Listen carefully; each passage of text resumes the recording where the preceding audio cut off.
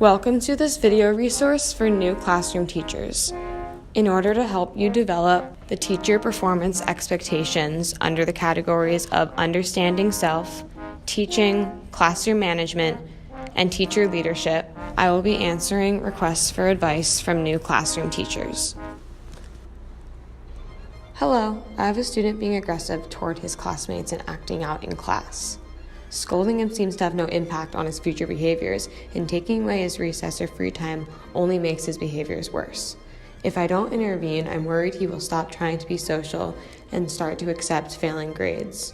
Let's talk about how you can promote students' social emotional growth, development, and individual responsibility using positive interventions and supports, restorative justice, and conflict resolution practices. It may go unrealized that behavior expectations must be clearly set by teachers to foster a respectful and caring environment. If you set standards for class behavior, it should become easier to identify, discuss, and modify behaviors you find disruptive. Positive behavior support, also called PBS, is any set of procedures or techniques designed to improve behavior. A multi-tiered support system prevents undesirable behavior by offering support, systems and routines, and stronger trusting relationships to all students, with additional resources individualized for at-risk students. Don't worry, this isn't all on you now. Supports for students should include school-wide and class-wide systems for students. Take advantage of the collaborative school environment by developing behavioral standards and systems of support with a school psychologist or a special education teacher. They will have completed training in restorative justice and conflict resolution practices to provide all students with opportunities to succeed in a healthy environment. Teachers can access independent resources also to support students. A quick Google search will provide you with books, materials, conferences, and training resources that focus on techniques of compassion and consistency to foster a caring community. PBIS.org is a free online resource for positive classroom behavior support and management. Teachers can access practices and daily report techniques included with PDFs targeted towards students suffering from trauma or disability beneath the surface of their misbehavior.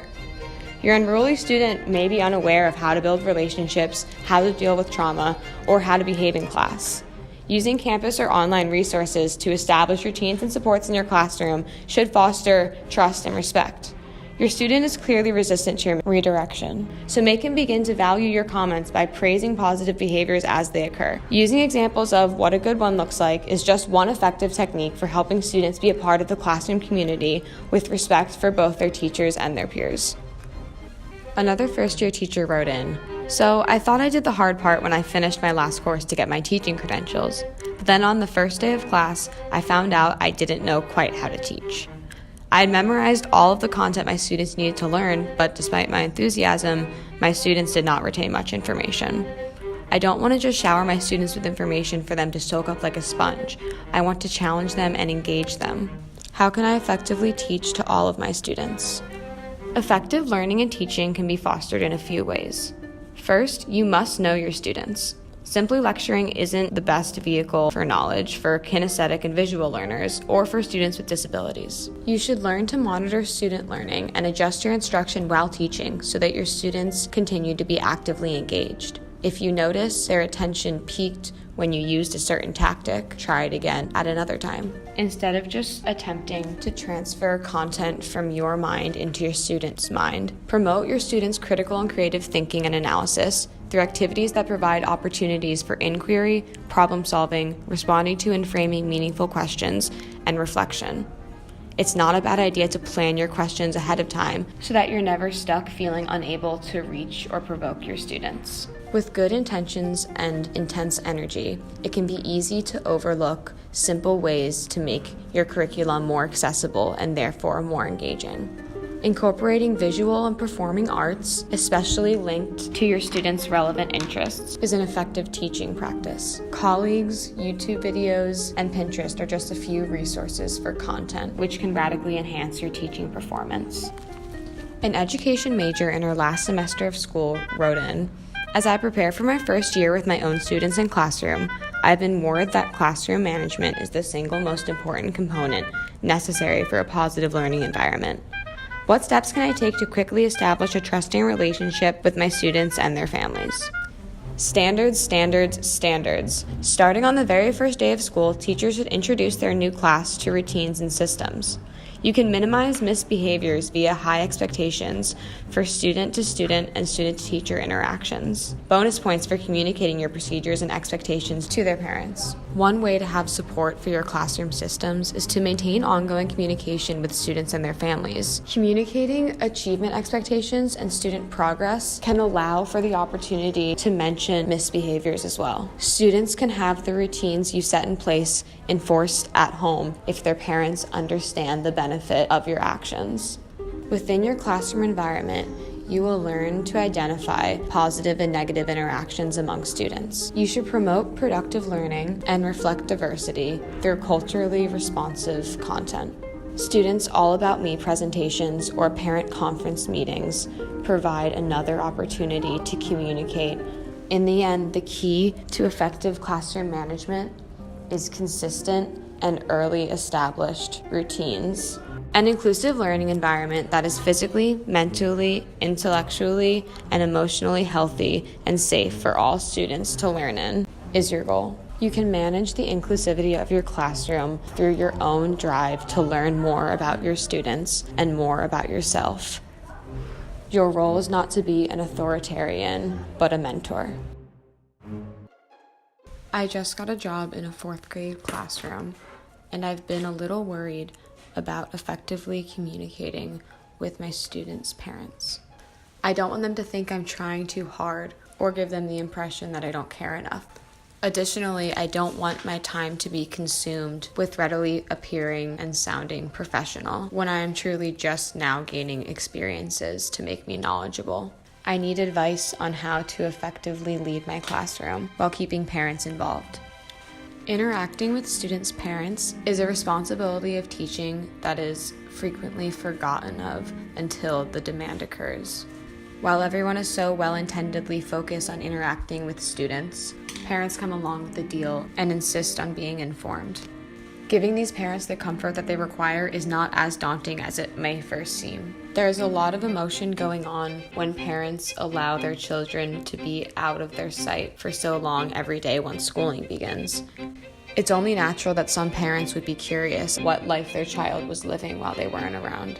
Showing parents that you're not a stranger, nor are you a robot, will benefit you.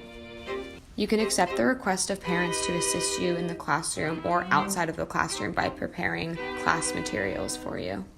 Emailing your parents information about their child's incoming week can foster a sense of trust because they know exactly what is expected. To ease anxieties about spending too much time concerned with correspondence, you could easily create a small collection of pre-written email templates to quickly adjust and send for an easy professional appearance. We've learned a lot about how important routines are in the classroom, so you can live up to this expectation by communicating effectively and consistently. Well, I'm walking away from Wish, pizza in hands, for the last time. I could definitely ramble for a long time. Good thing that the first half of this was 8.5 minutes, so have to be cut off. So in regards to an effective classroom, it seems like it all comes down to trust and understanding and communication. It's the same things with all people, with all relationships, but the teachers learn about their students, they monitor what they're doing, they add routines, they add supports, they explain their systems, and every single day they tweak it to keep their students engaged and keep their classroom running effectively. I learned that you should take every opportunity possible to just ask other teachers how they did something if you're confused, because they're all confused. No one knows exactly what to do before they get into the classroom, quite honestly. So make your plan from other people's plans. I learned that you need to train those kids. You need to establish routines. You need to come up with the ones you're going to use. Try not to do too many. Feel out which ones they like, which ones they don't like. You really have to feel out a lot, honestly. It's part of the job of brand new teachers, first time in the classroom, to understand how their students are reacting to their lesson and adapt it so that they're all staying engaged the whole time. I learned that I will be getting very familiar with Pinterest as I continue down this path. Definitely learned that you really need to be incredibly aware to be a teacher. It's like self-aware, but then also like aware of other people and in tune with the engagement of students and the energy of a room. Hopefully I said something that I like in this whole thing, because I did have a 25-minute walk of me recording, but all in all, I guess you learn about your students, you learn about the other teachers, you learn about yourself, and then in the end, the kids learn. Good? Great.